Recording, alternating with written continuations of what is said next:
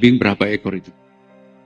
Dan kalau itu kita organize, Basnas terima daripada repot-repot, motong kambing, undang segala macam. Ya, udahlah kasih aja Basnas. Ini kambing akikah. Yang punya urusan selanjutnya adalah Basnas. Itu kita ada peraturan Basnas tersendiri. Nah kalau ini kita kumpulkan sekitar 32 triliun. Sama dengan juga kurban itu. Sekitar 30 triliun juga tuh hewan kurban itu. Terbaik di sisinya, Allah terima amal ibadahnya, Allah kumpulkan kelak bersama orang-orang yang saleh. Dan untuk orang tua kita yang masih hidup, sehat, kuat, husnul khatimah, insya Allah diberkahi, rumah tangga yang sakinah, mawaddah, warahmah, anak-anak yang soleh dan solehah yang selalu mendoakan. Amin ya rabbal alamin. Di dalam satu hadis baginda Nabi Muhammad SAW, Nabi mengatakan yushiku an la taqumas sa'ah. Kata Nabi, hampir-hampir, kata Nabi, hampir-hampir. Ini bahasanya Nabi. Mendekat hari kiamat itu, an la taqumas sa'ah, hampir-hampir mendekati hari kiamat tersebut, hatta sampai, kata Nabi, yuqbadul ilmu. Jadi kata Nabi, hampir-hampir mendekati kiamat. Kalau bahasa kita nih, semakin dekat kepada kiamat itu, maka kata Nabi akan nampak 5 perkara. Ada nampak 5 perkara. Kata baginda Nabi Muhammad SAW, yushiku an la taqumas sa'ah hatta yuqbadul ilma.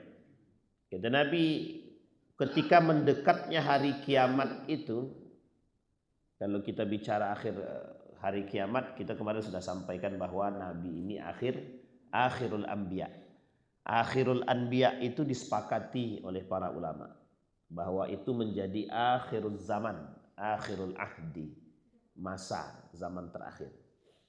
Jadi kita nih orang akhir zaman kalau bahasa. Kenapa kok bisa disebut dengan akhir zaman? Ya karena bernabikan Muhammad. Nabi kita Nabi Muhammad. Nah karena Nabi Muhammad ini akhirul anbiya, Nabi terakhir. Lah kalau sudah Nabi terakhir berarti kan tidak ada Nabi lagi.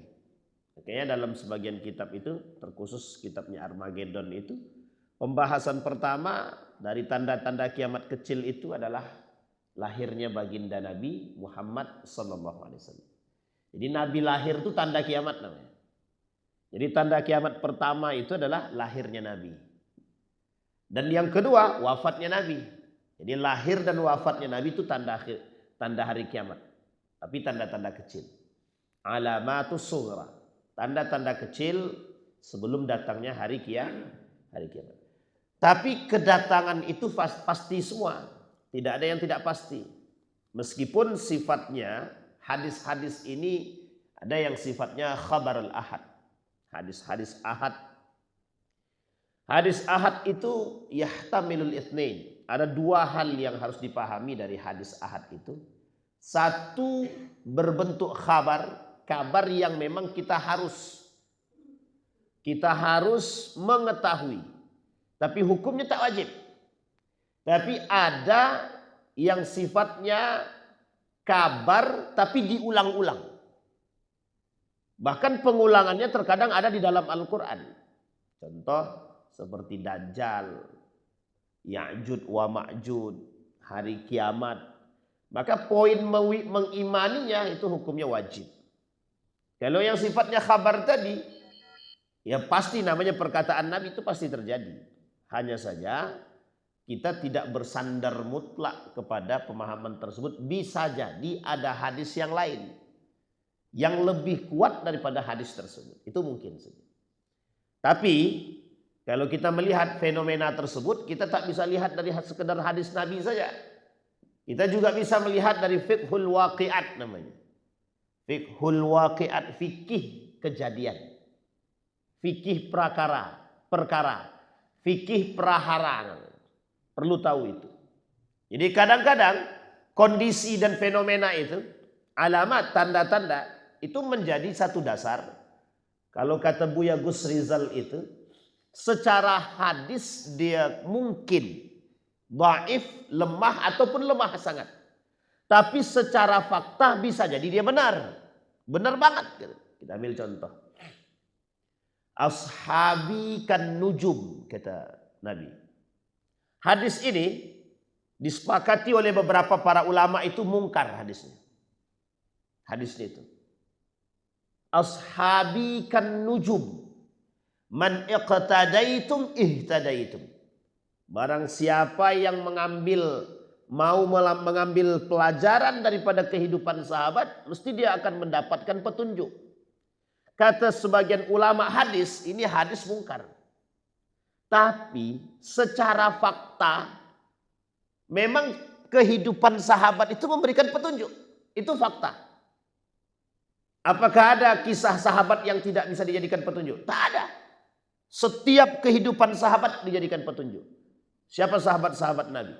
Sebutlah sahabat Nabi itu Ja'far ibn Abi Thalib. Pernah dengar cerita Ja'far ibn Abi Thalib? Bapak Ibu pernah dengar? Ja'far ibn Abi Thalib itu sahabat Nabi. Sahabat Nabi yang tak pernah genting menghadapi kehidupan meskipun taruhannya ketika itu mati. Dan nyawa kematian di depan mata. Ini Ja'far ibn Abi Thalib ini diperintahkan oleh Nabi untuk berhijrah. Berhijrah ke negeri Habasyah. Di negeri Habasyah itu ada seorang raja. Raja Najasyi namanya. Nah, Raja Najasyi ini tapi terkenal dengan bijaksana. Cuma Amr bin As ini yang ketika itu termasuk seorang bukan negosiator. Ya mungkin negosiator juga lah. Negosiator, kalau bahasa kita sekarang diplomasi. Diplomasi handal pada masanya Amr bin As. Dari sisi orang-orang Quraisy itu. Itu sangat handal sekali. Cuma ketika itu kehandalannya tak bermanfaat. Amr bin As datang bersama kawannya dari Bani Quraisy yang datang dari Mekah cuma untuk menghasut. Dibawa oleh-oleh sekian banyak dari Mekah itu diberikan kepada Raja Najasyi. Ketika diberikan kepada Raja Najasyi, tujuannya cuma satu. Agar Raja Najasyi ini mau mengusir Ja'far ibn Abi Thalib ini bersama orang-orang yang berhijrah yang lain untuk meninggalkan negeri Habasyah. Apa jawaban daripada Raja Najasyi? Apa alasan saya untuk mengusir mereka? Aku menjamin mereka dan aku sangat menghargai setiap orang yang datang mengunjungi negeriku. Itu kata Raja Najasyi. Tapi apa kata Amr bin As sebelum dia masuk Islam? Kata Amr bin As, ini orang membawa risalah baru, agama baru. Bertentangan dengan agama kalian. Pokoknya dihasutlah. Dihasut. Dipanggil nih Ja'far ibn Abi Thalib. Ketika dipanggil Ja'far ibn Abi Thalib ditanya, benar enggak apa yang dikatakan Amr bin As tadi? Agamamu seperti apa segala macam. Benar. Benar. Memang agama kami tidak seperti agama nenek moyang kami. Kami menyembah Allah dan ada nabinya. Dari sisi kami ada nabi namanya Muhammad, disampaikan Ja'far ibn Abi Thalib. Tapi setelah itu apa kata panglimanya? Silahkan sebelum menghadap raja itu tunduk. Tunduk. Jadi Ja'far ibn Abi Thalib ini disuruh tunduk. Usjudu kalau bahasanya. Dalam bahasa kitabnya dan hadisnya begitu. Usjudu. Kemudian dijawab sama Ja'far ibn Abi Thalib, "Mali asjud." Kenapa aku harus sujud kepada dia? La nasjudu illa lillah. Di hadapan Raja Najasyi, itu Ja'far ibn Abi Thalib cuma tinggal satu saja. Sekali saja Raja Najasyi bilang penggal, mati itu. Ketika Raja Najasyi mengatakan usir. Tapi apa kata Ja'far ibn Abi Thalib? Kenapa kami harus bersujud? Dan kami tidak akan bersujud kepada makhluk kecuali kepada Tuhan kami. Uniknya ketika itu Raja Najasyi ini orangnya bijak. Apa kata Raja Najasyi? Difikirnya Pak, masih masuk akal. Dalam pandangan agama dia untuk sujud kepada seorang makhluk mungkin tidak diterima.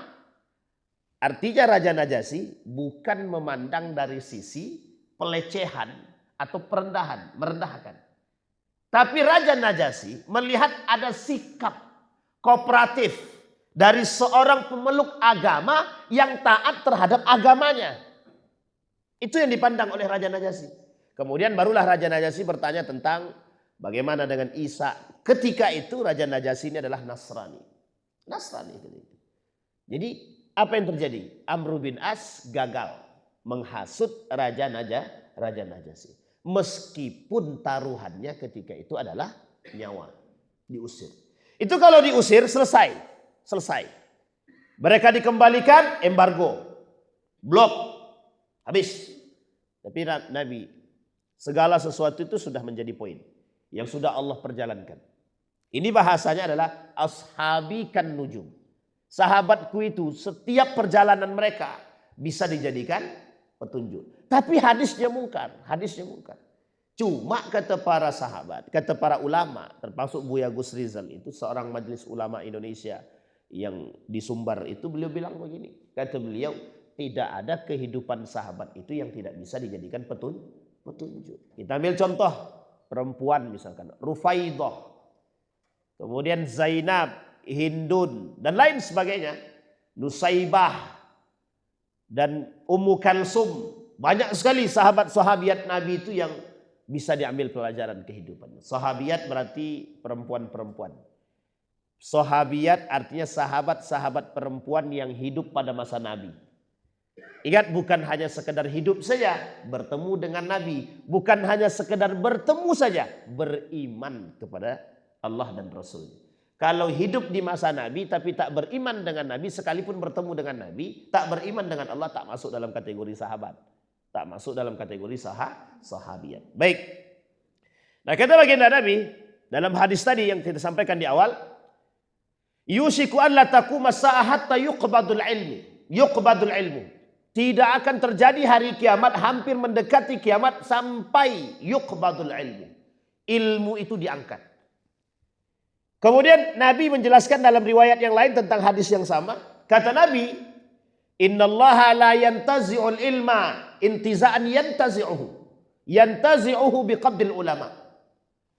Allah tidak akan menghapus ilmu di muka bumi ini kecuali dengan beberapa hal.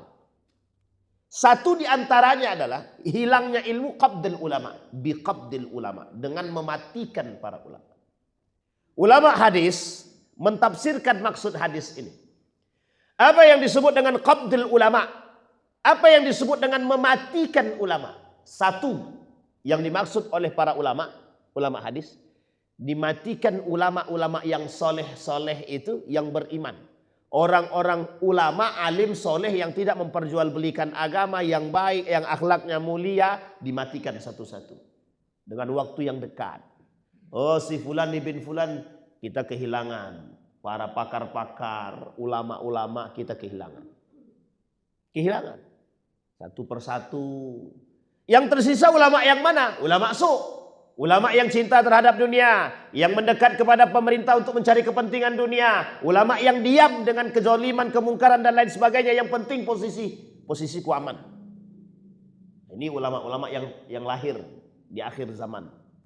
Jadi ulama-ulama seperti ini kata Nabi yang lahir di akhir zaman, namanya ulama su. Itu yang pertama. Yang kedua yang dimaksud dengan qabdil ulama, yang dimaksud dengan mematikan ulama, mematikan kepakarannya. Mematikan kepakarannya. Artinya apa? Banyak ulama-ulama yang disebut dengan mati kepakaran di sini itu sebenarnya bukan hanya kepakarannya hilang, bukan. Atau lahir ulama-ulama yang tidak pakar tapi yang sok pakar, bukan. Tapi yang dimaksud bisa jadi seperti hal tersebut. Sisi lain mengatakan begini. Lahir orang-orang yang kasratul khutaba wa qalilul fuqaha. Banyak para penceramah tapi sedikit para fuqaha. Tahu Bapak Ibu arti fuqaha itu apa? Orang fakih. Kalau bahasa nenek moyang, bukan nenek moyang. Kalau bahasa orang tetua kami dulu, oh ini orangnya fakih nih, man. Fakih itu berarti orangnya ilmunya tinggi. Alim dia. Selain dari punya ilmu yang tinggi, alimnya nampak. Bisa dipahami Ibu ya, fakih ini. Bahasa fakih ini sebenarnya sudah bahasa populer sebenarnya, fakih. Alim dia, fakih keilmuan dia. Nah, orang begini jarang nih di akhir zaman nanti. Kata Nabi dalam riwayat yang lain, katsirul khutaba wa qalilul fuqaha. Banyak penceramah, orator banyak. Orang yang di podium itu banyak, orator banyak. Tapi kata Nabi, yang fakih itu sedikit. Kalau di Riau ini, saya memang salut dengan Riau ini lah. Pekanbaru ini khususnya. Salut betul. Orang-orang berilmunya banyak. Dan asatid, dai ulama-ulamanya bergelarkan profesor dan doktor. Oh, itu kita bangga sekali, Pak. Bangga satu sisi. Tapi satu sisi yang lain kita perlu paham juga karakteristik. Tapi alhamdulillah kita punya ulama-ulama. Tapi sedikit demi sedikit berkurang. Kita ambil contoh pakar di bidang fikih misalnya. Syariah. Yang hari ini tolak ukur kita di Riau ini, khususnya Riau ini, dan khusus lagi Pekanbaru, ada namanya Dr. Mawardi Muhammad Saleh. Ini pakar nih Pak. Kepakaran beliau ini tidak hanya diakui di sini saja. Bahkan diakui se-Indonesia ini Pak. Mengakui kehebatan beliau, kefakihan beliau. Beliau menulis buku tentang madhab Syafi'i itu, dalam disertasi beliau, S3 beliau itu sampai lebih daripada 600 halaman. Tentang madhab Syafi'i, itu pun tidak selesai. Belum selesai. Dan kepakaran beliau, tidak diragukan lagi. Artinya kita masih punya ulama yang secara akhlaknya terjaga, keilmuannya terjaga, rasa takutnya dengan Allah terjaga. Dan beliau hafal Quran 30 juz. Dr. Mawardi Muhammad Saleh. Hafal Quran 30 juz. Ya gimana? Dia harus hafal karena dia alumni Universitas Islam Madinah. Kemudian ada yang pakar di bidang hadis misalkan. Kemudian yang dikenal hari ini ada dua. Yang dikenal dalam pakar hadis, kita pakar keilmuan ya, kita bicara dalam pakar keilmuan. Profesor Dr. Abdus Somad dalam bidang keilmuan. Dr. Dasman Yahya dalam pakar di bidang keilmuannya gitu. Hadis. Tafsir Al-Quran Mustafa Umar, Dr. Mustafa Umar. Ada lagi yang pakar di bidang aliran-aliran dalam Islam, aliran-aliran politik dan aliran-aliran dalam Islam, mazhabiyah. Misran Agusmar, Ustadz Misran Agusmar. Dan orang-orang yang punya kepakaran di bidang. Artinya Bapak Ibu, Ustadz Misran Agusmar ini mufti Pekanbaru hari ini. Jadi mufti Pekanbaru itu hari ini adalah Ustadz Misran Agusmar, LCMA. Nah, itu mufti kita sekarang. Jadi mufti itu tujuannya adalah di mana tempat kita bertanya. Mufti bukan berarti tukang fatwa, bukan. Beliau, para mufti-mufti kita nih, mereka berhak mencari tahu informasi dan fatwa seputar problematika yang ada. Bukan mereka yang beristihad, bukan. Bukan mereka yang memfatwakan, bukan. Tapi merekalah yang mencari fatwa-fatwa atas problematika yang ada dan tempat umat bertanya. Persoalan kurban, mereka gerilya dari satu masjid ke masjid yang lain, mereka berbicara tentang fikih kurban dan lain sebagainya. Bisa dipahami Bapak Ibu ya? Nah, kepakaran yang dimaksud yang hilang itu yang seperti apa? Banyaknya para orator tapi sedikitnya para fuqaha. Jadi kita mulai kekurangan melihat dari sisi keilmuan dan kepakaran tadi itu mulai. Bahkan ada yang pertanian, jurusannya pertanian. Jurusannya pertanian, S1, S2, S3, dia perikanan, pertanian ada. Tiba-tiba ucuk-ucuk jadi ustadz misalkan. Kan ada. Ya kita tak salahkan. Orang yang belajar agama silahkan, tak ada masalah. Tidak ada masalah. Belajar agama tidak ada masalah. Mau dia jurusan perikanan, jurusan apapun silahkan jurusannya. Dan ini poin penting yang harus kita pahami bahwa banyak juga ilmuwan muslim dulu yang tidak kepakarannya tidak satu. Ibnu Sina, Al-Farabi, Ibnu Rusdi, Ibnu Qudama, Ibnu Khaldun, Ibnu Hayyan dan lain sebagainya. Itu kepakarannya tidak satu. Ibnu Rusdi misalkan. Itu pakarnya di bidang apa? Fisika, kimia. Ibnu Rusdi. Tahu Bapak Ibu buku yang paling populer dari Ibnu Rusdi itu apa? Bidayatul Mujtahid wa Nihayatul Muqtasid. Fikih 4 mazhab. Itu ahli fisika loh. Ahli fisika, ahli kimia. Ahli fisika, ahli kimia, lahir buku-bukunya fikih 4 mazhab. Jadi kalau ada orang sekarang, orang dia teknik, tiba-tiba jadi sufi dia. Ya mungkin saja. Mungkin saja. Asal tak melenceng aja tak masalah. Cuma kalau melenceng itu menjadi masalah. Cuma bedanya orang dulu dengan sekarang apa? Orang dulu cinta terhadap dunianya tidak kuat. Orang sekarang lebih kuat cinta dunianya ketimbang yang lain, Pak. Ini poin pentingnya di situ. Berat itu poinnya di situ. Kembali kepada poin tadi, qabdil ulama, dengan mematikan para ulama, biqabdil ulama. Apakah yang dimaksud dengan ilmu diangkat ini hilang, matematika hilang, agama hilang, pelajaran agama dihilangkan? Mungkin saja. Bapak Ibu melihat nanti ke depan semua mayoritas keadaan kita nanti itu akan digantikan dengan robot. Jadi robot lagi yang berbuat, bukan lagi manusia. Jadi manusia itu makin lama matinya cepat. Matinya cepat. Kalau manusia-manusia nggak banyak gerak itu kan cepat mati itu. Nah besok tuh banyak. Jadi besok itu ke depan itu, beberapa tahun ke depan itu, perbuatan kehidupan kita ini digantikan oleh robot. Jadi kalau bicara tentang teknologi, tak ada yang tidak ada yang tidak bisa dibuat hari ini. Ada namanya AI, tinggal tanya saja. Kita tanya sama AI, kita misalkan buka ChatGPT, Gemini, kita tinggal tulis di situ. Yang punya HP, yang punya gadget dan lain sebagainya tinggal tulis di situ. Atau bisa dengan ngomong. Kita cuma bilang resep buat rendang. Dah keluar tuh. Dia sambil ngomong tuh. Nah, dikasih tahu bumbunya A, B, C, D. Jadi tuh. Udah bisa Bapak Ibu buat buka rumah makan tuh. Bisa. Karena ada resepnya tadi kan. Tinggal buka saja. Tanya. Cuma masalahnya. Apa yang tidak bisa digantikan oleh robot? Menjadi guru bisa digantikan. Menjadi mohon maaf tukang cuci bisa digantikan. Bisa. Yang dulunya Bapak Ibu jemur baju. Kadang kalau hujan lama keringnya. Masuk ke dalam mesin pengering cepat kilat tadi. 10 menit jadi selesai.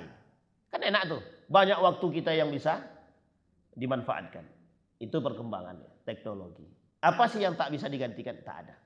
Dulu mobilnya pakai minyak, sekarang pakai listrik. Sudah banyak mobil listrik sekarang. Mobil listrik semua. Di Cina buka pintu tuh gini aja nih. Jadi ketika ada mobil, cuma bilang begini ya. Buka pintu. Cuma bilang 3 kali, jalan sendiri mobilnya. Nah, itu mobil di Cina pula. Sudah keluar pula mobil di Cina. Jadi tak butuh lagi tukang supir. Jadi ada beberapa pekerjaan yang nanti di akhir zaman itu tidak butuh lagi. Tidak butuh manusia. Contohnya apa? Salah satunya guru. Salah satunya lagi apa? Tukang supir, driver. Tidak lagi dibutuhkan. Nah, coba bayangkan Pak. Sampai sebegitunya. Kemungkinan kondisi. Laundry. Hari ini pakai setrika. Besok tidak pakai lagi Pak. Kotor? Ya masuk mesin selesai. Masak? Langsung ada robot tukang masaknya. Coba bayangkan. Bahkan kondisi-kondisi sensitif pun ada. Itu perkembangan teknologi. Tapi ada satu yang tak bisa digantikan. Apa yang tak bisa digantikan itu? Seorang yang memberikan nilai dan mengajarkan nilai. Nilai agama yang menghasilkan moral, akhlak, adab, etik tidak akan bisa digantikan oleh robot. Tidak akan bisa digantikan. Jadi bisa dibayangkan kekacauan ke depan itu seperti apa, bisa Bapak Ibu bayangkan. Apa kata Nabi dalam hadisnya itu? Masa nanti kata Nabi, itu keadaan itu lebih parah kata Nabi. Sangat lebih buruk. Kondisi zaman yang semakin memburuk kata Nabi. Kita lihat dalam hadisnya. Dalam hadis baginda Nabi Muhammad SAW, Nabi mengatakan kondisi zaman ketika itu, ketika pertumbuhan yang semakin drastis tadi kata Nabi, itu bukan semakin baik zaman itu, tapi semakin hancur kata Nabi, semakin buruk. Tapi kan sudah banyak robot, manusia bisa santai. Justru itu, semakin banyak manusia-manusia ini yang tak mau bekerja, yang mohon maaf manusia-manusianya itu santai, justru malah semakin banyak keburukan yang terjadi kata baginda Nabi. Bayangkan, sampai Nabi mengatakan dalam hadisnya itu, Ataina Anas bin Malik fasakauna ilaihi manalqa min Hajjaj faqala isbiru fa innahu la ya'ti 'alaikum zamanun illa alladhi ba'dahu syarrun minhu hatta talqaw rabbakum sami'tuhu min nabiyyikum sallallahu alaihi wasallam. Apa kata Anas bin Malik ketika datang, lantas banyak orang yang datang berbicara, berkomunikasi dengan Anas bin Malik. Anas mengatakan, bersabarlah kalian dengan kondisi yang kalian hadapi sekarang. Apa kata Anas bin Malik? Aku pernah mendengar daripada baginda Nabi Muhammad SAW, keadaan orang setelah kalian jauh lebih buruk daripada sekarang. Ternyata terbukti kan? Terbukti. Nabi bilang, sebaik-baiknya masa itu qarni, masaku kata Nabi. Summa yalih sahabat, summa yalih tabi'in, summa yalih tabi'in. Tapi setelah itu Nabi diam. Siapa itu? Kondisi sekarang. Kata Nabi, masa terbaik itu masaku kata Nabi. Masa Nabi. Kemudian sahabat, tabi'in, tabi'in. Setelah tabi'in, habis kata Nabi. Bayangkan Pak, 30 tahun kepemimpinan setelah baginda Nabi. Nabi memimpin dari baginda Nabi Muhammad SAW di masa Nabi 23 tahun. Setelah Nabi, Khulafaur Rasyidin 31 tahun atau 30 tahun lebih sedikit. Kata Nabi, al-khilafatu min ba'di 30 sana. Kepemimpinan setelahku kata Nabi 30 tahun. Diukur setelah Nabi, Abu Bakar, Umar, Utsman, Ali bin Abi Thalib dan Al-Hasan selama 7 bulan. Selesai itu kata Nabi, setelah itu mulkun adud, jabbar segala macam. Jadi nepotisme dan lain sebagainya. Dimulai dari dinasti Umayyah sampai diakhiri dengan dinasti sampai hari ini, Pak. Dan ternyata terbukti pada masa dinasti Umayyah ini mulkun adud. Ada kondisi-kondisi sifatnya dari khilafah menuju monarki, sistem kepemimpinannya. Dari khilafah menuju monarki. Dulu pada masa Nabi sistemnya khilafah. Musyawarah mufakat selesai. Tapi setelah itu dinasti Umayyah. Sistemnya apa? Monarki, kerajaan. Mulai dari dinasti Umayyah, Abbasiyah, Andalusia di waktu yang bersamaan. Kemudian Andalusia, kemudian ada Utsmaniyah, Ayyubiyah dan lain sebagainya. Itu kerajaan Islam. Yang sifat sistem tersebut adalah kerajaan dan monarki. Monarki. Dan itu terbukti kan perkataan Nabi. Tapi kemudian kata Nabi, setelahnya, setelah sifatnya kerajaan tadi muncul kepemimpinan yang sifatnya jabbariyah. Lebih berbahaya daripada itu. Diktatornya, manipulasinya, penipuannya, pengkhianatannya, semua otoriternya dan lain sebagainya. Dan itu terjadi. Sekarang Bapak Ibu dengar cerita, itu bukan cerita.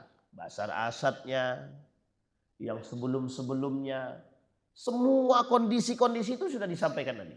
Dan itu fakta.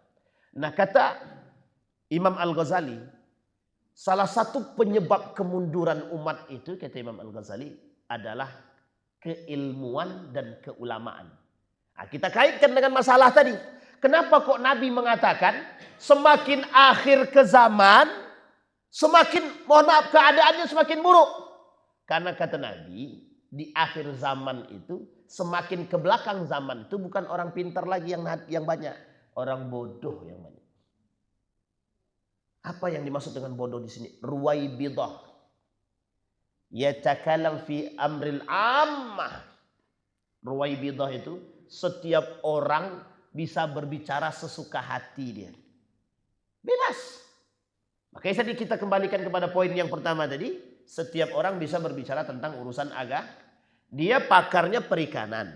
Cuma memberi fatwa agama. Kan kacau itu Pak. Kalau sempat begitu kan kacau itu. Bahkan akhir-akhir ini unik Pak. Saya tidak tahu kenapa. Kadang saya berpikir sendiri begini. Ya Allah, kok sebegitu ruwetnya dunia ini hari ini. Kok semakin kacau ya dunia hari ini. Ada yang ingin membuat kebijakan yang aneh-aneh. Ingin mengumpulkan semua hewan kurban. Jadi nanti hewan kurban dikelolai satu tempat, satu lembaga. Duit-duit amal sosial mau dikumpulkan, dikelola satu tempat. Dan lain sebagainya. Wah ini kan kalau sempat begini kejadiannya. Ya bagus sebenarnya meringankan pekerjaan kalau memang adil. Masalahnya keadilannya terjamin apa tidak. Banyak keanehan sekarang. Pembunuhan mudah, merajalela. Pelecehan seksual dianggap dilakukan oleh seorang oknum kiai misalkan. Padahal sebenarnya belum tentu oknum kiai loh. Bisa jadi dia dukun jadi kiai. Kan bisa jadi. Kan kita nggak tahu, Pak.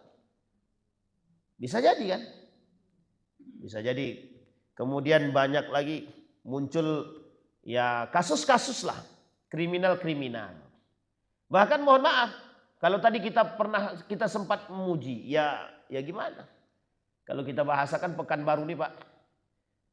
Hampir setiap masjid itu kajian semua isinya. Hampir setiap masjid. Mana sih masjid yang tak ada kajian sekarang? Susah mencarinya. Masjid sini berapa kali kajiannya dalam sebulan? Seminggu. Satu kali. Anggaplah khutbah Jumat 1 kali, 2 kali. Bahkan ada masjid di Pekanbaru ini setiap hari ada kajian. Subuh kajian, malam kajian. Berarti berapa kali itu? 2 kali 7, 14. 14 kali jumlahkan 4. Akan berapa kali itu? Itu dalam sebulan. Sebanyak itu. Ada masjid di Sukajadi itu subuh kajian setiap hari, zuhur kajian setiap hari. Ada masjid yang di pasar bawah itu, di Ramayana itu setiap zuhur kajian. Jadi banyak Pak kajian di Pekanbaru nih, bukan sedikit. Masalahnya kok kriminalnya makin banyak, itu masalahnya. Kan tidak berimbang sebenarnya. Kalau kita lihat, kalau boleh kita mengatakan, yang datang kajian itu orangnya itu aja. Betul enggak Pak? Coba dicek. Ada enggak orang lain gitu? Orang yang datang kajian itu yang itu aja. Makanya mohon maaf kalau kita boleh katakan, pelaku kriminal itu yang nggak pernah datang kajian. Mohon maaf. Kasus-kasus debt collector dan lain sebagainya itu. Kan bisa lihat tuh kemarin, heboh tuh di Pekanbaru. Sampai ditangkap sama polisi kan? Ditangkap polisi. Karena pemukulan kan? Pertanyaannya, pernah ngaji gak tuh? Maksudnya datang ke masjid untuk kajian gitu misalkan. Kan belum tentu juga kan? Kita nggak tahu juga kan? Pelecehan seksual, kemudian pemukulan yang terjadi di Rumbai dan lain sebagainya, pembunuhan. Rata-rata kan mohon maaf ya Pak. Kasus tabrak mati dan kabur dia yang ada di Hang Tuah, pemabuk dia. Pembunuh di SM Amin ya. Ya apa namanya? SM Amin itu sama tuh, pemabuk. Kemudian ini abang ini habis dikejar tukang mabuk juga beberapa waktu yang lalu subuh hari. Jadi rata-rata kalau mabuk kan tidak mungkin ikut kajian Pak. Aku mabuk saat itu kan tidak mungkin ikut kajian ya. Artinya pelakunya mungkin orangnya itu saja. Sama dengan apa yang kita rasakan, yang ikut kajian itu orangnya itu aja. Maka kalau kita bilang, tapi kok kriminalnya makin banyak. Masjid An-Nur, setiap hari ada kajian. Malam setelah Isya ada kajian. Maka kalau di Pekanbaru ini mencari di mana yang tidak ada kajian itu susah. Subuh ada kajian, zuhur ada kajian, asar ada kajian. Bahkan setelah zuhur pun ada kajian. Bayangkan. Ada salah satu tempat di Pekanbaru ini setelah kajiannya setelah zuhur, bukan sebelum zuhur. Jadi ada subuh, zuhur, setelah zuhur, sebelum zuhur, setelah asar, setelah maghrib, setelah isya. Yang tidak ada jam 12 malam. Itu tidak ada kajian. Tapi begitulah banyaknya kajian. Tapi mengapa kok kriminalnya tinggi? Semakin turun semakin banyak. Bahkan mohon maaf hari ini kasus ya kita tidak berbicara tentang personalnya ya. Tapi karakter ya. Bahkan dilakukan oleh seorang yang mohon maaf betul. Yang mengaku seorang da'i. Ini kan kriminalisasi. Nah sekarang kita kembalikan kepada masa dahulu. Kita kembalikan kepada masa jahiliyah pada masa dahulu. Sebelum Islam datang. Kondisinya hampir sama nggak? Ribanya merajalela nggak? Merajalela nggak Pak? Merajalela nggak? Ribanya itu. Bahkan pada saat itu tidak ada Islam. Islam belum datang. Tapi ribawi memang itu permainan mereka. Pinjam 10 dinar baliknya 20 dinar. Berarti berapa persen tuh bunganya? 100%. Kejadian. Bahkan tukang bawa patung itu, berhala itu, Amr ibn Luhai. Tukang bawa berhala dari Syam ke Mekah pertama kali. Berhala disembah di Mekah itu. Di samping Ka'bah. Jadi menyembah Ka'bah sekaligus menyembah berhala. Itu pembawanya Amr ibn Luhai dalam sejarah itu. Dibawa dari Syam. Nanti datang lagi nama berhalanya Hubal. Ada Manat, ada Lata wal Uzza. Itu dibawa dari Syam. Dibawa dari Syam. Dibawa tuh Pak. Itu kan patung-patung semua Pak. Berhala-berhala semua yang dibawa. Ketika patung-patung berhala itu dibawa, disembah Pak. Merajalela Pak. Kesyirikan, tauhidnya bergeser. Semua bergeser. Dari Ibrahim dan Ismail yang dibawa percaya kepada Allah Subhanahu wa taala. Datang Amr ibn Luhai, bergeser Pak langsung. Langsung mereka sembah apa namanya? Berhala. Nama berhalanya pertama kali Hubal namanya. Itu yang pertama. Berhala pertama yang masuk ke dalam Ka'bah itu, yang masuk ke Mekah itu namanya Hubal. Yang kedua Manat, Lata wal Uzza. Itu nama-nama berhala yang pertama kali masuk. Yang disembah. Itu berada di sekeliling Ka'bah. Di sekeliling Ka'bah. Makanya ketika Fathu Makkah, penaklukan kota Makkah yang pertama kali dilakukan oleh Nabi apa? Dibasmi semua patung-patung. Dibuang semua Nabi patung. Dibersihkan. Ka'bah itu dibersihkan dari patung-patung berhala tadi. Tapi itu ketika Nabi melakukan penaklukan kota Mekah. Penaklukan Mekah. Sebelum itu Islam sudah datang, Nabi melawan ini. Perjuangan Nabi berat di situ. Nah, kembali kepada poin tadi. Masalah kita sekarang, orang belajar banyak. Orang yang belajar agama banyak. Cuma kenapa kok masih jahiliyah juga? Satu saja alasannya. Terkadang orang belajar itu bukan niat untuk Allah. Orang belajar niat mohon maaf. Aku nih sudah hampir tiap hari ikut kajian. Jadi kau tak usah ceramahkan aku lagi. Nah, itulah bahasanya. Paham maksudnya, Pak? Saya sampaikan satu hadis Nabi. Tapi ini untuk kita juga, untuk saya pribadi juga. Awal thalathat yadkhulul jannah. Kata Nabi ada 3 kelompok pertama masuk dalam neraka. Awal thalathat yadkhulun nar. Ada 3 kelompok pertama kata Nabi yadkhulun nar, masuk dalam neraka. Dalam hadis riwayat yang lain kata Nabi awwalu thalathatin yuqda yaumal qiyamah. 3 kelompok yang pertama kali yang akan dihisap di hari kiamat. Kita bicara dulu hadis yang pertama, yang masuk ke dalam neraka tadi. 3 kelompok pertama. 1, orang yang mengaku sebagai seorang mujahid. Ketika ditanya, untuk siapa kau berjuang, bersungguh-sungguh, untukmu wahai Allah. Kata Allah, engkau dusta. Kata malaikat, engkau dusta. Engkau berjuang itu bukan untuk aku. Biar dipanggil pahlawan. Biar dipanggil orang hebat. Biar dipanggil sebagai seorang mujahid. Itu banyak kasus itu Pak. Masuk neraka. Faturiha ilan nar, dimasukkan ke dalam neraka. Yang kedua, ada orang belajar ilmu, baca Quran. Ditanya sama Allah, untuk siapa kau baca Quran dan belajar ilmu tersebut? Dijawab, aku belajar ilmu untukmu Allah. Aku baca Quran untukmu Allah. Maksud niatnya karena Allah. Dijawab sama Allah tadi, dusta ente. Kalau bahasa kita begitu. Cuman kan gak mungkin kita bahasakan begitu kan. Kata Allah, engkau dusta. Malaikat juga bilang, ditekanin sama malaikat, dusta. Kata dia. Kau belajar ilmu biar dipanggil alim.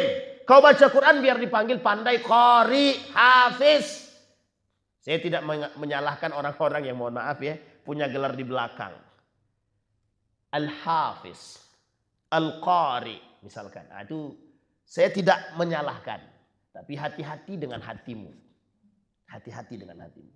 Gelar al-hafiz itu bukan gelar pamer. Gelar al-hafiz itu bukan gelar pamer. Gelar al-hafiz itu harusnya ada di sini. Tahu Bapak Ibu, hafiz itu artinya apa? Menjaga.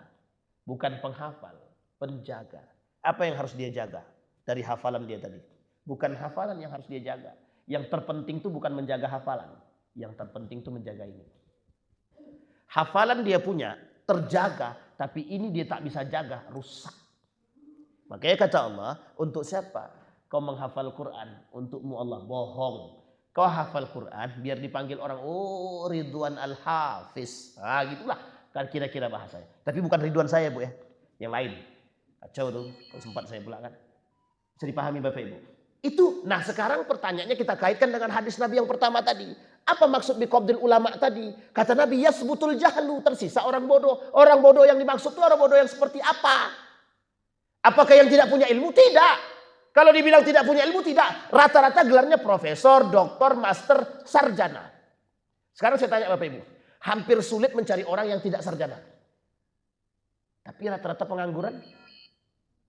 Pengangguran? Sarjana juga kan. Sarjana, master, doktor bahkan. Ada kok yang doktor yang nganggur juga banyak. Pertanyaannya kita bukan berbicara pada persoalan nganggurnya. Kita berbicara pada persoalan ilmunya. Sekarang kita tanya. Orang nuntut ilmu sekarang mau ngapain? Mau ngapain? Ada ndak orang hari ini yang menuntut ilmu murni lillahi ta'ala? Sulit. Sekarang orientasi semua universitas itu.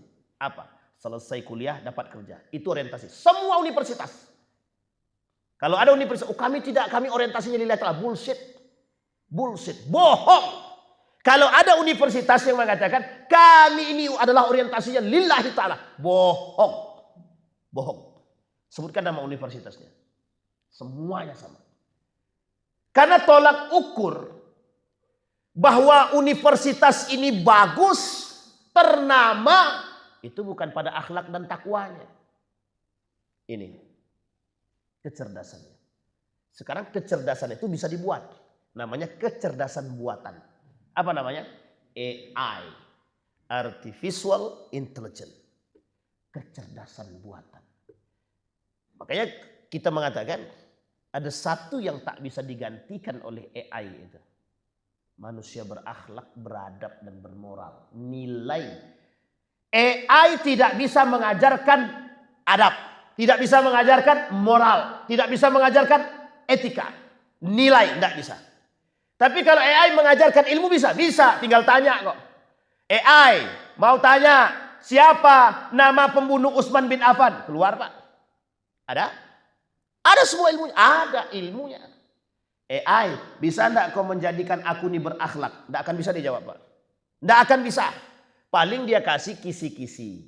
Ini loh jadi orang bertakwa. Itu doang Pak. Yang lain enggak bisa. Bisa dipahami Bapak Ibu. Itu kata Nabi. Anda belajar ilmu, Anda belajar Quran untukku atau bukan? Inilah yang disebutkan oleh Nabi dalam hadisnya. Nanti kata Nabi di akhir zaman, orang belajar itu niatnya sudah berbeda. Orientasinya sudah berbeda. Itu disampaikan. Nah inilah yang menyebabkan kekacauan jahiliyah tadi Bapak Ibu. Pada saat itu, orang jahiliyah pada saat itu bukan bodoh Pak. Bukan bodoh, pinter Pak. Kalau bodoh tidak mungkin dia jualan Pak. Tidak mungkin dia jualan. Jualan aja, kalau mereka jualan itu untungnya besar-besaran Pak.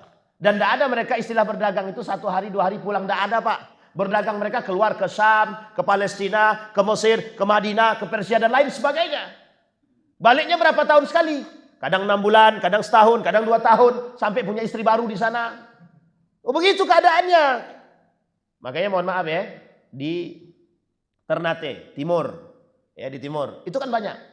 Orang-orang yang keturunan Arab. Hasil kan dari situ dulu. Pedagang-pedagang Arab. Lintas masuk ke Indonesia Nusantara. Waktu itu namanya Nusantara. Sampai di Nusantara mereka tidak hanya 6 bulan. Tidak hanya setahun. Tapi bertahun-tahun. Menikahlah dengan orang pribumi. Barulah kemudian nanti dibawalah istrinya ke sana. Atau dia saja yang pulang. Jadi dia punya banyak. Maka perlu dicari tahu. Bisa jadi ada orang-orang sini yang mohon maaf. Memang dia keturunan Arab. Tapi hidungnya pesek Ustaz. Kok bisa keturunan Arab? Ya bisa jadi. Mamanya pesek. Bapaknya mancung. Bisa jadi. Dan ini keturunan. Tapi keturunan Arab ya. Bukan keturunan Nabi. Keturunan Arab. Sampai di sini bisa dipahami Bapak Ibu. Dan ini poin. Jadi pergeseran itu biasa. Nah apa kata Anas bin Malik? Isbiru, bersabarlah. Kalimat isbiru ini Bapak Ibu diperuntukkan kita hari ini. Sangat cocok untuk kita hari ini. Bapak Ibu, karena kebodohan yang dimaksud nilai tadi, kebodohan agama tadi, yang jujur bisa jadi bohong. Yang bohong bisa dianggap jujur. Pengkhianat bisa dianggap orang amanah. Orang amanah bisa dianggap. Itu faktanya begitu. Bapak Ibu kan sudah bisa lihat sendiri itu faktanya. Susah kali Ustaz mencari orang jujur sekarang. Ya itu dia. Kok susah kali Ustaz mencari orang yang amanah hari ini? Ya itu dia. Siapa ketuanya? Si A. Fulan ibn Fulan. Oh, bentar lagi nih hilang duit buat itu. Nah, kan begitulah kasus kita sekarang. Jadi kondisi seperti ini. Baik. Itu maka kemudian yang ketiga kata Nabi, orang yang bersedekah kata Nabi. Kata Nabi dalam hadis ini yang 3 masuk neraka tadi, yang sedekah. Yang sedekah maksudnya seperti apa? Mereka sedekah ditanya sama Allah. Untuk siapa kau sedekah? Fima tasaddaqtu fika. Kemudian dijawab kata Allah, kadzdzabta wa taqulul malaika kadzdzabta tasaddaqta liyuqalu sakha'an aw mutasaddiqa. Engkau bersedekah itu bukan untukku kata Allah. Kau bersedekah biar dipanggil dermawan, biar orang-orang memujimu. Faturiha ilan nar, kemudian dimasukkan ke dalam neraka. Itu 3 kelompok pertama tadi. Orang yang sok berjuang untuk Allah. Orang yang belajar ilmu dan membaca Al-Quran karena Allah tapi semata-mata karena dunia. Yang ketiga, orang yang pura-pura bersedekah karena Allah. Nah, ini poin masuk neraka. Nah, pertanyaannya adalah, apakah ini karena mereka kurang ilmu? Bukan, Pak. Bukan. Justru karena mereka kurangnya iman. Kembali kepada poin tadi, yuqbadul ilmu. Ilmu diangkat itu maksudnya adalah orang berilmu tersisa yasbutul jahlu, kebodohan. Orang yang pinter tapi tidak punya iman, bodoh. Atau memang orang bodoh beneran.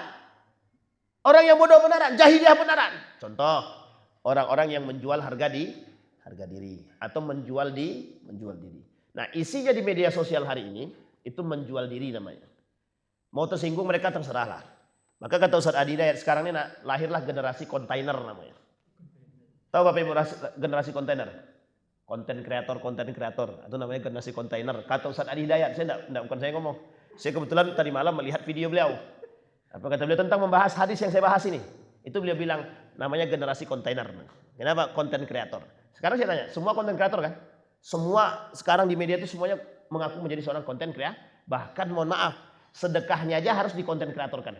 Harus dikontenkan. Sedekah tuh Pak, ini motivasi, benar. Sebenarnya bukan karena motivasi. Bukan untuk motivasi sebenarnya. Tapi tujuannya untuk menambah follower. Ya kan? Karena semakin banyak follower, semakin banyak duitnya. Itu aja Pak. Kalau tidak, mohon maaf. Kalau bukan karena itu, ada enggak orang mau buat? Enggak ada. Sekarang pertanyaannya satu aja. Anda yakin bisa seikhlas itu? Anda yakin bisa seikhlas itu? Saya sangat yakin sekali Pak. Sangat yakin sekali. Majelis ulama saja belum tentu bisa ikhlas dengan lillahi ta'ala Pak. Mohon maaf Pak. Ya memang kita tidak bisa mengukur orang ya. Tapi mohon maaf. Kalau bukan ulama yang bisa menjadi tolak ukur, terus siapa?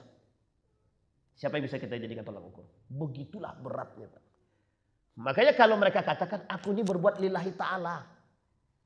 Kalau saya boleh katakan, mohon maaf. Ini agak sedikit keras ya Pak. Bullshit. Makanya bahasanya sederhana Pak. Kalimat yang terakhir tadi. Kalimat yang terakhir dari hadis Nabi. Fima tasaddaqta, kau bersedekah untuk siapa? Mohon maaf Pak, na'udzubillah. Tapi kita berdoa kepada Allah. Semoga para konten kreator yang bersedekah ini lillahi ta'ala. Ya, itu doa terbaik kita Pak. Karena banyak juga orang-orang yang mempromosikan produknya melalui konten kreator. Kalau bahasa kita sekarang namanya influencer. Nah, selebgram. Tahu Bapak Ibu selebgram kan? Lalu kalau zaman kami namanya salap. Kalau sekarang selebgram. Itu dipotong itu. Itu dipotong tuh ya. Tolong dipotong yang terakhir tadi itu. Bisa dipahami Bapak Ibu. Itu yang pertama. Yuqbadul ilmu. Yang kedua kata Nabi yaksurul kadzib. Dalam hadis yang pertama tadi kita bacakan. Yaksurul kadzib. Banyak kali manipulasi di muka bumi. Nah, ini kalau ini saya Bapak Ibu sudah bisa lihat sendirilah. Tidak perlu saya terlalu detail kan. Orang-orang pendusta di mana-mana manipulasi. Kita sekarang bicara secara ini ya. Mana yang benar? Iran itu pembunuh atau tidak pembunuh? Itu kan tidak bisa. Bapak Ibu kan dibuat. Oh Ustaz, dalam media kawan saya itu Ustaz. Ustaznya bicara begini. Bahwa Iran itu dulu yang membunuh umat Sunni. Sekian ratus ribu manusia. Tapi satu sisi ada berita lagi. Seorang ustadz mengatakan bahwa Iran itu bagus, begini. Yang pejuang. Sekarang saya tanya, mana yang benar? Yang pertama apa yang kedua? Bingung semuanya kan. Mencari kebenarannya bingung. Bisa dipahami ya? Ini poin. Tergantung manipulasi media. Dulu Inggris Prancis berantem. Dimenangkan oleh Prancis. Amerika mengeluarkan media. Dikeluarkan oleh Amerika media. Yang menang itu Inggris, bukan Prancis. Apa yang terjadi Pak? Disebarkan oleh Amerika, media di media-media bahwa yang menang adalah Inggris, bukan Perancis. Padahal yang menang siapa? Perancis. Apa yang terjadi, Pak? Investor-investor dari negara asing tarik diri dari Perancis. Apa yang terjadi? Perancis jual emas akhirnya, Pak. Siapa yang nampung emasnya? Amerika. Pintar enggak tuh? Itu yang dilakukan oleh Amerika sekarang. Tahu Bapak Ibu yang dilakukan oleh Amerika sekarang apa? Yang dilakukan oleh Amerika adalah menciptakan perang. Jadi wajib, Pak, menciptakan perang itu wajib. Tahu kenapa alasannya? Biar bisa menjual alat senjata dia, Pak. Jadi kalau tidak dijual, kalau tidak ada perang, bagaimana menjual senjata? Tidak bisa. Maka diciptakanlah perperangan. Nah, itulah kelakuan menciptakan perperangan biar bisa menjual senjata. Itu kasusnya, Pak. Makanya mohon maaf, Amerika dengan Saudi kerjasama. Kerjasamanya di sisi mana? Persenjataan dan militer. Yang melatih militernya Saudi siapa? Amerika. Persenjataannya dari mana? Bisa dipahami ya? Nah, ini sejarah politik. Tapi artinya manipulasi dunia. Manipulasi dunia. Makanya Bapak Ibu memandang sesuatu harus dengan iman. Tidak bisa dengan mata. Kalau kita memandang dengan mata saja dan telinga saja, tidak kita godok dengan hati kita, dengan iman kita, dengan ilmu kita, kacau Pak, sesat dan menyesatkan. Dal wa adal. Dalam hadis yang sama, di hadis yang pertama tadi kita bacakan, kalimat terakhirnya itu adalah dal wa adal. Sesat dan menyesatkan. Sama dengan yang tadi, orang berilmu tapi tidak punya iman, berbicara dia, nafsu saja yang keluar, Pak. Nafsu saja yang keluar. Artinya bukan hanya sekedar nafsu syahwat dia dalam istilah seksualitas dan lain sebagainya, tapi nafsu dia untuk pamernya dan lain sebagainya. Yang tersisa apa? Yang muncul apa? Sesat dan menyesatkan. Sesat dan makanya banyak aliran-aliran sesat. Aliran-aliran sesat itu banyak. Kan saya pernah sampaikan di sini. Berapa jumlah aliran sesat itu yang ditemukan oleh Majelis Ulama Indonesia? Lebih dari 1000. Di Indonesia nih, lebih dari 1000 aliran sesat. Itu di Indonesia, Pak. Lebih dari 1000 aliran sesat. Nah sekarang saya tanya, Bapak Ibu di aliran yang mana? Kan begitu lagi pertanyaan kita. Apakah kita termasuk aliran sesat atau tidak? Kan gitu. Nah bagaimana cara menentukannya? Ilmu dan iman. Itulah pentingnya ilmu tadi Bapak Ibu. Sungguh sangat berbahaya sekali ketika ada orang yang tidak punya ilmu. Bayangkan konten-konten kreator ini, andai kata mereka berbicara yang bukan pada kepakaran mereka, apa yang terjadi? Sekarang saya tanya, lebih banyak mana yang terkenal? Konten kreator atau para ulama? Baik. Kontainer. Sekarang pertanyaannya, lebih banyak mana yang bisa mempengaruhi? Ulama atau kontainer tadi? Itu dia, masalah kita di situ sekarang. Masalah kita di situ. Akhirnya penipuan, bukan penipuan sebenarnya. Peluang untuk tipu daya tadi banyak. Karena mereka tidak pakar. Nah, ini masalah kita, Pak. Kata Ustaz Adi Hidayat, orang-orang yang tidak pada pakarnya berbicara pada aspek tersebut, maka yang terjadi adalah dhalun wa adal, sesat dan menyesatkan. Maka bahasa Nabi dalam hadisnya, idza wusidal amru ila ghairi ahli fantazir as-sa'ah. Ketika keahlian itu tidak dilakukan oleh orang yang ahlinya, maka yang terjadi adalah kerusakan dan kehancuran. Baik, sampai kita pada poin yang kedua dalam hadis yang pertama tadi, dia ada 5 tanda tadi kata Nabi. Pertama, ilmu diangkat. Yang kedua, banyaknya kedustaan, tipu daya dan lain sebagainya, manipulasi. Nah, masih ada yang ketiga, yang keempat dan kelima. Jika Allah izinkan kita bertemu kembali, insya Allah kita sampaikan, kita selesaikan. Mudah-mudahan ada manfaat bagi kita semua. Amin ya rabbal. A'udzubillahi minasyaitonirrajim. Bismillahirrahmanirrahim. Hamdas syakirin, hamdan naimin, hamdan yuwafi ni'amahu wa yukafi'u mazidah. Ya Rabbana lakal hamdu kama yanbaghi li jalali wajhikal karim wa azim sultanik. Allahumma faqihna fid din wa alimna ta'wil. Allahumma ighfir lana dhunubana wa dhunuba walidina warhamhuma kama rabbayana shighara. Allahumma anfa'na bima 'allamtana warzuqna 'uluman tanfa'una fid din wad dunya wal akhirah. Allahumma ansur man nasara ad-din wakhdhul man khadhala al-muslimin. Allahumma ansur ikhwanana al-mujahidin fi Palestin wa fi Gaza wa fi kulli makan. Allahumma dammir al-yahud. Allahumma dammiril yahud. Allahumma ahlikil kafarata wal mubtadi'at wal musyrikina a'da'aka a'da'ad-din. Allahumma inna nas'aluka ilman nafi'ah wa rizqan wasi'ah. Allahumma inna nas'aluka ilman nafi'ah wa rizqan wasi'ah. Rabbi ij'alni muqima salati wa min dhurriyyati rabbana wa taqabbal du'a. Allahumma khtimna bis salihin. Allahumma khtimna bis salihin. Rabbana hab lana min azwajina wa dhurriyyatina qurrata a'yun waj'alna lil muttaqina imama. Rabbana atina fid dunya hasanah wa fil akhirati hasanah qina adzabannar. Walhamdulillahi rabbil alamin. Assalamualaikum warahmatullahi wabarakatuh.